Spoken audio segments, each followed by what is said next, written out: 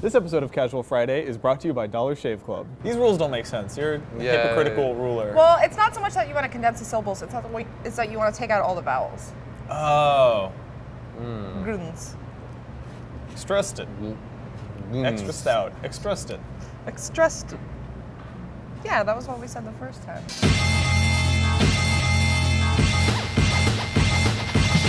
So you played Watch Dogs. I reviewed Watch Dogs. You reviewed it. Look at you, your first video game review. Yeah, well, that in South Park. Well, First open Yeah, world. You don't watch. right. You don't watch our videos, do you? no, I hate Re3 games. But it is my first open world review. You were right about that. Yep. Yeah.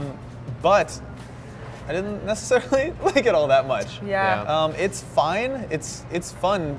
I think it's safe to say, but it's like definitely nothing mind-blowing. It's probably pretty much what you thought. But it did make me start thinking about the open world games from the past that I have felt very strongly about. What's your favorite one? That is a tough question, Tara Long, but I would have to. Just Cause 2 is probably the safe answer. Just Cause for me. 2 is like some of the best mindless fun I think Yeah. you can have in a video game. It's like the openest world game because Yeah.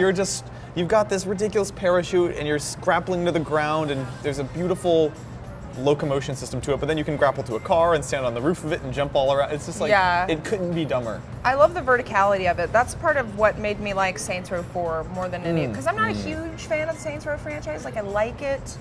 I didn't like Saints Row 2, but Saints Row 4, like being able to run really fast And jump over and buildings. but like it's That was so really fun. fun. Yeah. It's like Really parkour satisfying. on See- crack, basically. I don't think I've ever found anyone who agrees with me on this, but I think Saints Row 2 is my favorite one. I liked 3 a lot. I thought it was really funny and silly, but 2, I don't know, it just struck the right balance between what Saints Row 1 was, which was kind of a decent GTA clone, and what Saints Row 3 is, which is so over the top. Like something about 2 and like dancing on the hood of your car Yeah. and all that stuff was just like, all right, you've got me. I love this game. It's silly and not self-serious. Yeah, I was trying to think of like my favorite games, and I realized all of them take place in, I guess, older time periods. So like all the modern ones, GTA, Saints Fantasy? Row, are all in the city. Not Right. necessarily fantasy, but like I'm not huge on open world games that take place inside the city because they require a lot of driving, and there's something about that irritates me. Yeah. Yeah. Whereas my favorite ones like Skyrim and Fallout, those are all like Uses you horses. just walk around, you know, or like ride horses. That's a good. So do you like Red Dead then?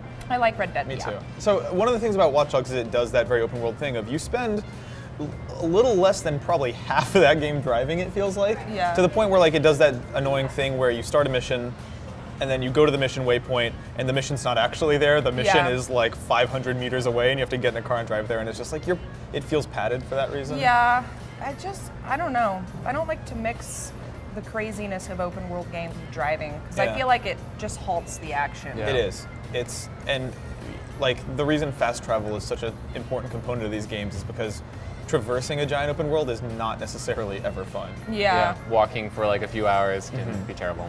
You know what Yeah. game I loved was Mercenaries on the Xbox and PS2. I never played that.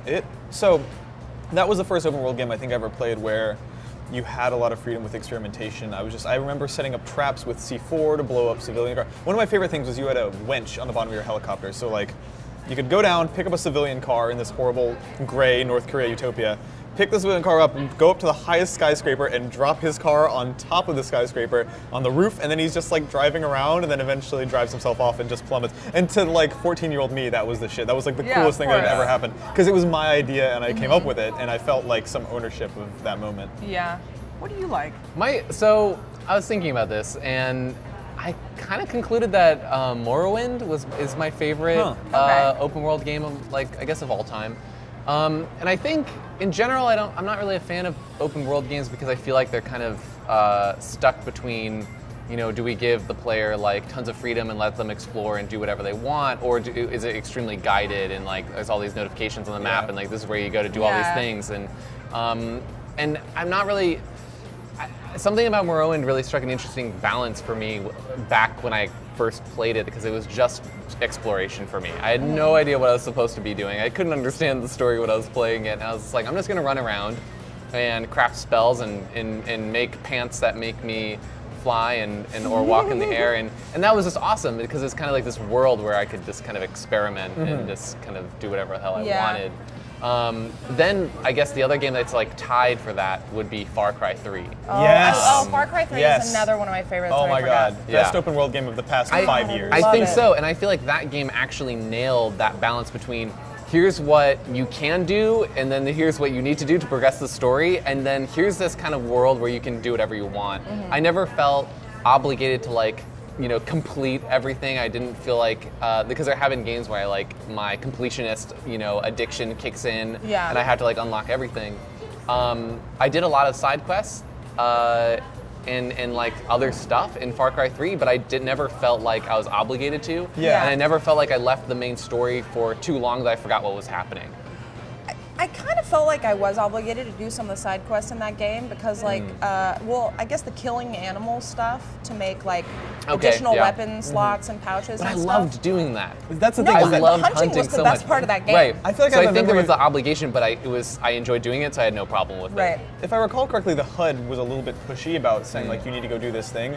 But at the same time, the reason I completed it wasn't because it kept popping up and telling me to. It was because like clearing those towers, those guard areas. Yeah. What was the thing that you cleared The out? outposts? Yeah, Yeah, the the outposts. outpost. So You, I cleared like, turn them literally on. every outpost in the game. yeah. And by the time I played Far Cry 3, they had patched in that option where you can reset all the outposts. So I did it all again. And then like those towers Why? that you would do, because it's fun. It's fun. Because you can do each outpost in that game like 7 different ways. You can stealth it. You can go in and Yeah. shoot everyone. Like Yeah. when it was done, I was like, I felt like I had a big bowl of like 36 pieces of candy, and I was like, I'm eating this too fast. I should be spacing this out more. Watch Dogs has a very serious story that completely negates all of the gameplay because like you're literally, I mean, they spin it as like we're gonna stop crimes and Yeah. save the world, but really like you can do anything you want. You can just, the game encourages you to steal money from people's ATM accounts. Absolutely, yeah. And like all kinds of crazy shit that like doesn't You're really an fit asshole. in with this idea of like a character Yeah. who's trying to redeem himself. Right.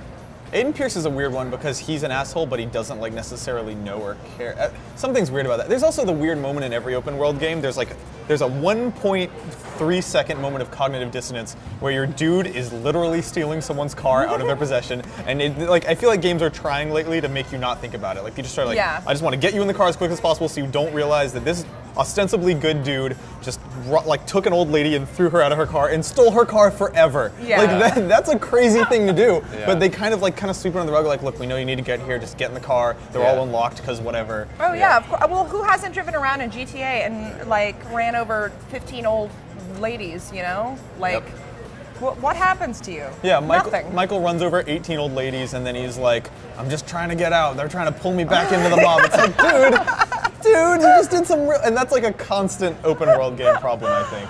Oh my god, Yeah. I love it. Here's a true story. About 30 seconds ago, Tara told me that her dad used Dollar Shave Club. And even though he didn't sign up with our code, you probably should.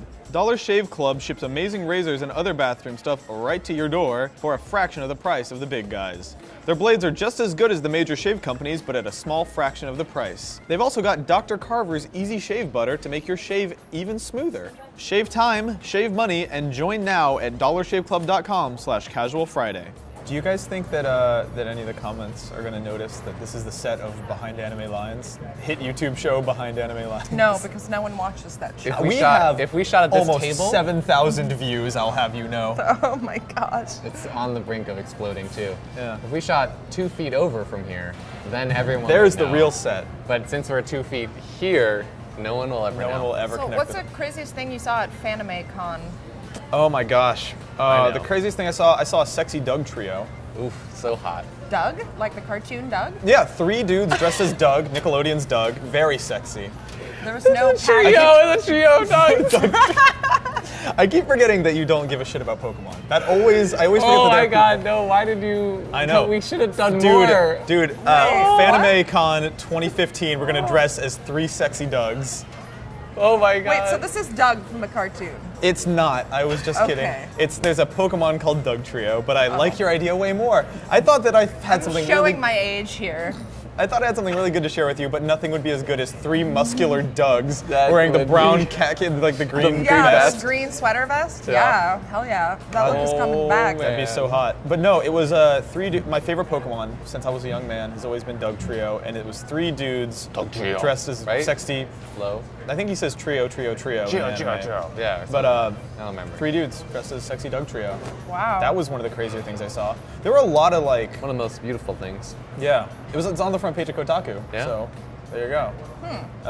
What else did I see? At Are there a Fanmade? lot? Do a lot of people like? Is there like a hookup culture of FanimeCon? I was I wondering need like. to live vicariously through you. They're Tinder blow They're up? totally. So we walked past a anime speed dating area. Really? We didn't have the courage to go in, but it was there. Were there any women there? Probably 1 or 2, yeah. There's probably a couple. Just a line of guys with 2 girls sitting at a table. Yeah. They Just all Waiting sit for down. a girl to arrive. Right. It was really only speed dating for them. Yeah. No, it's. Dude, anime culture, anime convention culture is weird. I hadn't been to a con since like 2007, and that was before I could like legally drink and stuff. So going now and realizing that the convention isn't really the floor where people are dressed in costumes. It's the hotel rooms where people are getting like fucked up and drunk in costumes. That's Yeah. the real con. Like that's what you go for.